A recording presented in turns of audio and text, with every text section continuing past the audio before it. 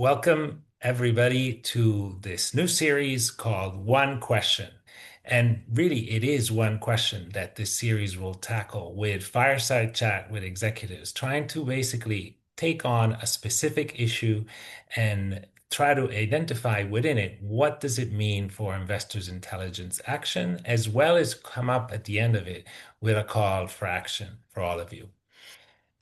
I'm Lorenzo Sa. I'm the Chief Sustainability Officer at Clarity AI. And the first section of the series is really going to be focused on AI and data quality. And this series specifically will only have two sessions. And today is the first of those two sessions. We are in reporting season, and as part of that, we're seeing a huge amount of disclosure surging. And as part of that, therefore, there's the session of how do we get and collect these data? How do we make sure that that essential element is also not overwhelming us? And so, how, in essence, can we actually ensure that we get the data accuracy, basically the trust on the data that we want while leveraging on AI responsibly? So, AI and data quality is the topic. And in this first session, we're really going to ask ourselves what it takes to build a decision grade data infrastructure. In other words, how do we ensure that we build scale in our investment decision making process in an efficient way, while at the same time ensuring that we are set up flexibly enough to be able to integrate new data, new frameworks, and ultimately proprietary insight that we will think give us the edge. So if you are a head of data, a CIO, are involved in strategy product, or really are a sustainability lead person, you will find that this webinar today is right up your alley. Now, I'm excited today that I have as a guest and colleague my dear colleague Borja Cadenado, Head of Data and AI. Welcome, Borja. Thanks, Lorenzo. It's great to be here. So, lots of interesting terminology. So, data grade and data infrastructure. But in essence, how can we build something that is decision useful for investors? And what is the infrastructure needed is really the one question of today. And so, as mentioned, with all this information flowing in during the reporting season, do you feel that the AI promise that can bring things to speed efficiently is actually real? Or do you feel that actually there's a little bit of a hype and actually the risk is that AI is bringing more noise than value? That's a really great question because effectively AI brings all these promises. And during reporting season, what we see every year is that there is a huge amount of data coming. And in the context of non-traditional financial data, which is less mature and less robust, this becomes a real challenge. So let me start by clarifying that these non-traditional financial data, such as sustainability data, is much younger than this financial data that has been audited and presented in reports for many, many years. And what this means is that there is a natural lack of consistency. There are many changes happening every year and many other challenges that are hard to grasp with. Let me explain a little bit what I mean by that. So first of all, the data about around sustainability, for instance, is usually non-consistent across different companies. There are many different frameworks, and companies usually report using different conventions, different methodologies, sometimes different units. And the first step is you need to make sense of that variety and you need to give a consistent view because you want to have data that at the end of the day is comparable. But even companies themselves, year over year, they also introduce different changes on the data they report. And they do this for different reasons. Maybe they are just growing their operations. Maybe they have decided that there is a methodology that better reflects the nature of their business. Maybe there are new metrics that are being disclosed for different reasons, because the world is moving in that direction, because they believe they are interesting for their stakeholders. And this is definitely something to take into account. And not only they report or disclose new data, sometimes they also make changes on data they disclosed in the past. They restate past data in order to make data comparable across time when looking at that particular company.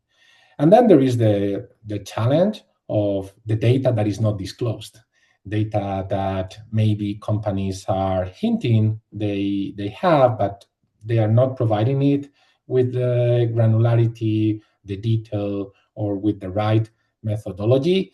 And this is also really important to understand when a company is not reporting or giving the right level of information. So all these nuances are critical in order to extract from this reporting season the right data that can drive decisions on the investment process. AI has definitely the capabilities to help in this process, but there is more that is needed to that, because the nature of these challenges, AI is not ready to grasp them by itself. So that's interesting. So you kind of highlighting there's a bunch of data that we might assume is always consistent, that it isn't. The investors might change it over time. Plus, they're not reporting everything, so you need another set of data. So, I mentioned before the word decision grade data. What does that actually even mean in that context? And, what do you require then from a data infrastructure to ensure that you're still leveraging on information that you trust? I believe that decision grade is a great term, and I think that it encompasses at least two very important dimensions. The first one is the quality of the data, and the second one is the data governance itself. And I think these two dimensions are both critical in order to have data that can be useful for an investor. So let's start with quality. At the end of the day, what we want is data that is fit for purpose.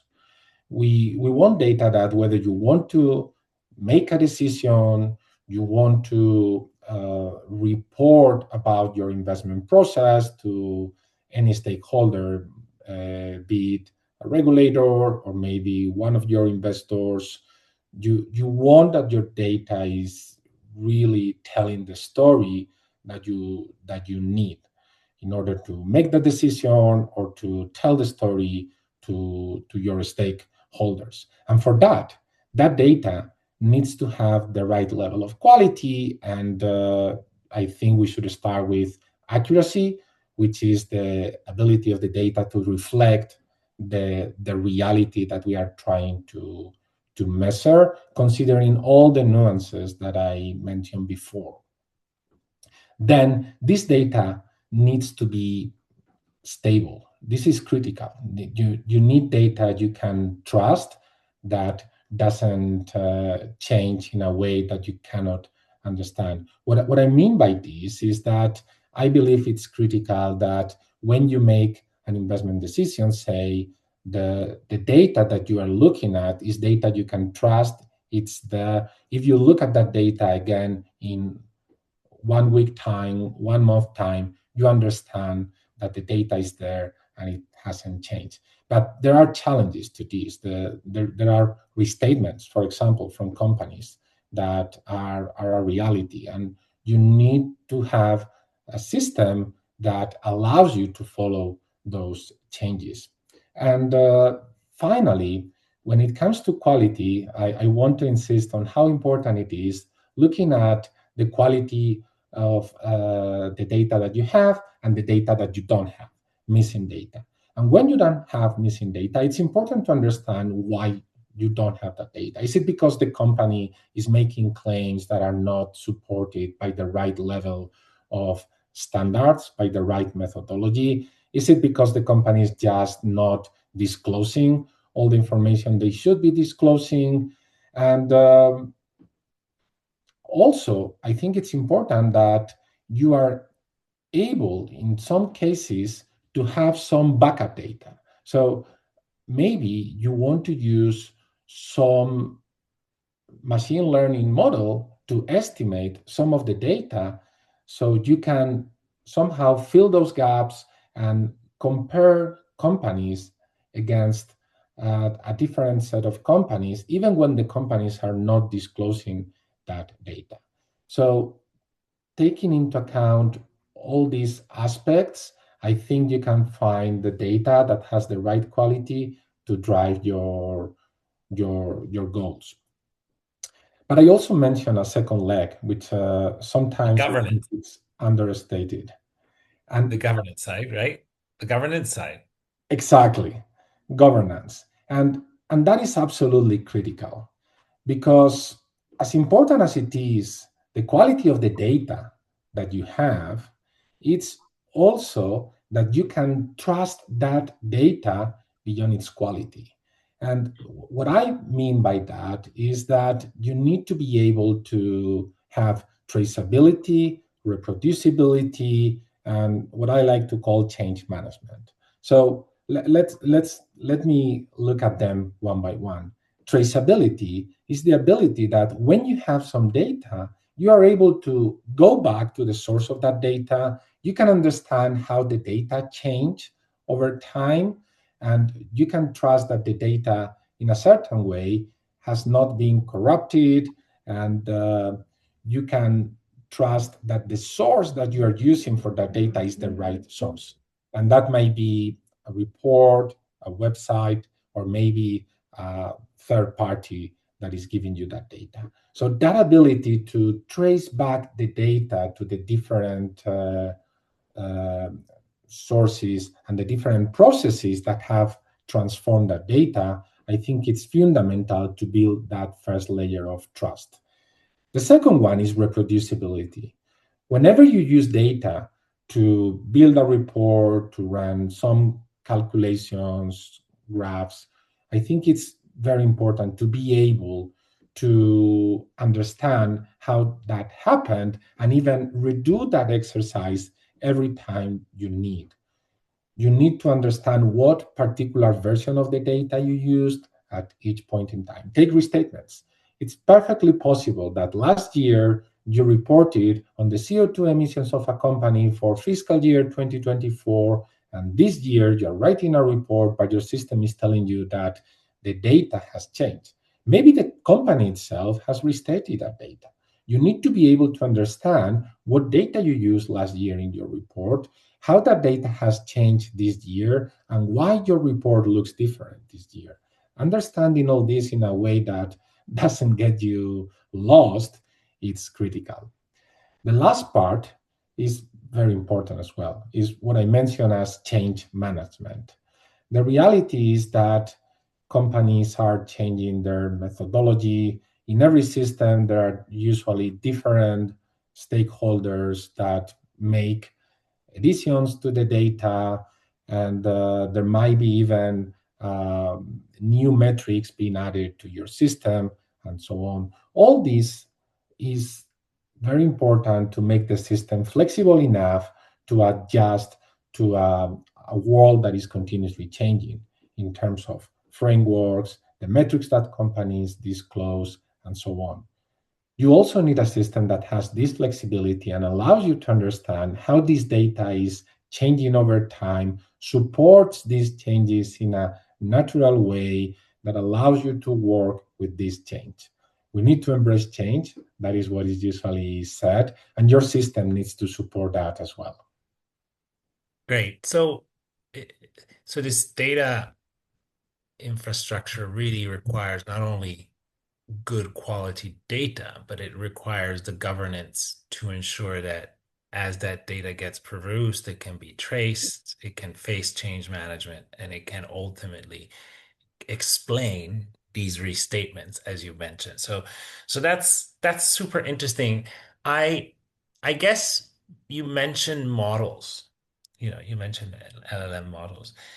Is a model, which everybody's mentioning, not only you, right? Where we should stop? Is that where the solution is, or is there something beyond that? Is there something around building AI systems, something more holistic, really, where we need to be going?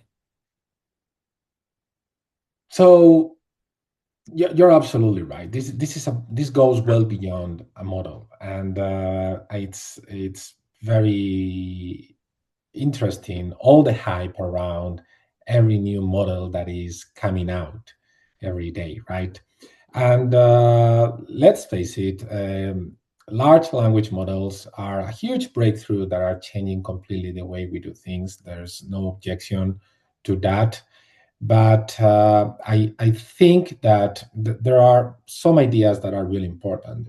The first one is that I like to say that you can use AI very broadly in two different ways. One is you can use AI as a tool that allow you to build new systems, or you can use AI as the system itself or as a component within that system. And that is very different because by all means, we should use AI to build our systems, that there is no doubt about it. But when we use AI as a component within our system, we need to start being careful. Let me give you an example.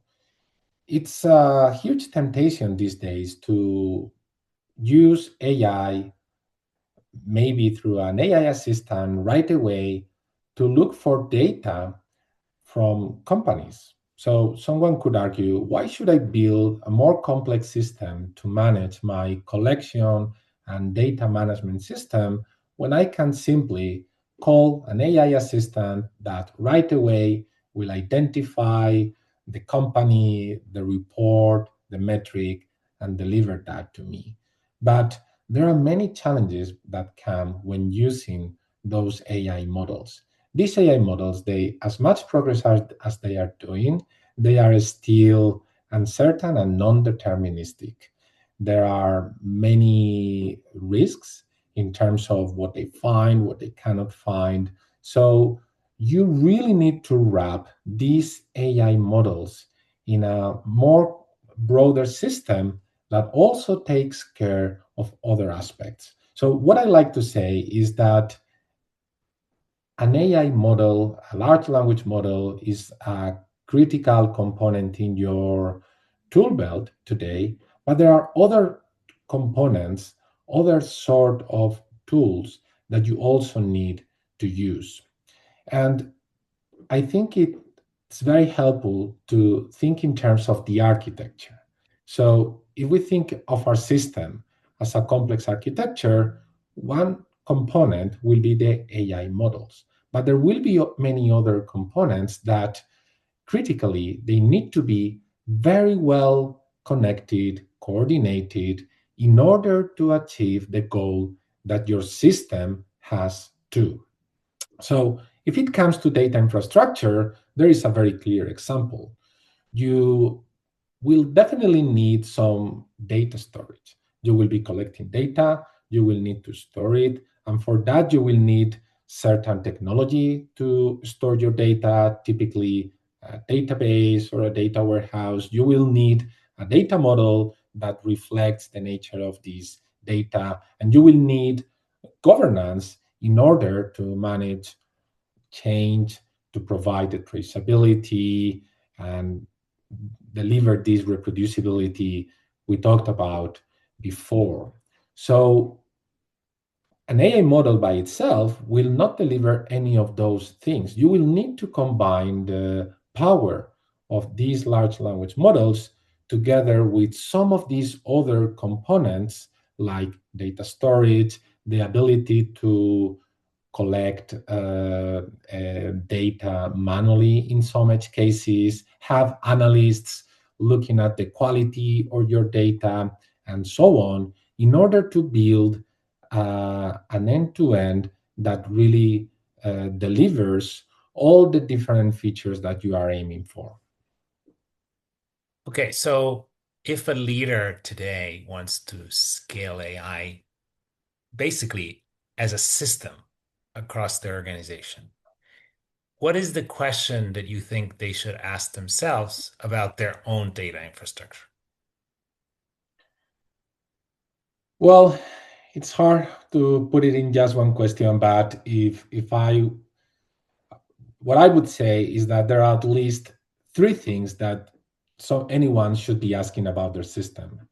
And I think they should be, is my system reliable, flexible, and scalable enough? Take each of these in turn. Reliable. If your system is using, for example, large language models that are changing almost on a daily basis with all the different features, costs, performance, and so on, you need a system that is reliable enough that when changes in those um, models happen, the system can still be functioning, can still deliver in the same way. You need to look for drifting, you need to make sure that the performance of the system is maintained. Flexibility in a data infrastructure, I think it's absolutely critical because the sources that you might be drawing from and the nature of the metrics itself, the different concepts that you will be looking at, it they will be changing over time. So as so will the different environment in which you are operating, like the regulatory environment. If you're looking at the investment process, what are the different themes? So you need a system that can um, be up to date with all of these different dimensions and adapt to them. I've seen many systems where, as soon as you ask, I want to do this, somebody will tell you, but the system was not designed for that. Maybe we need to rebuild it. So you want a flexible system. And lastly, I think it's critical scalability because if AI is bringing something today, is the ability to process more and more data in a way we have never seen. So you need a system that is scalable in all possible dimensions. You need to be able to cover more companies. And one of the benefits that AI is bringing is that everybody's starting to look at private companies that were much harder to analyze before, or take the all the information that exists from third parties like social media or news articles. So the ability to process that large amount of data at scale and have your system still deliver the value you expect to is also critical. So to sum up, this reliability, flexibility, and scalability, I would say, are the three main pillars for a data infrastructure that is up to the task.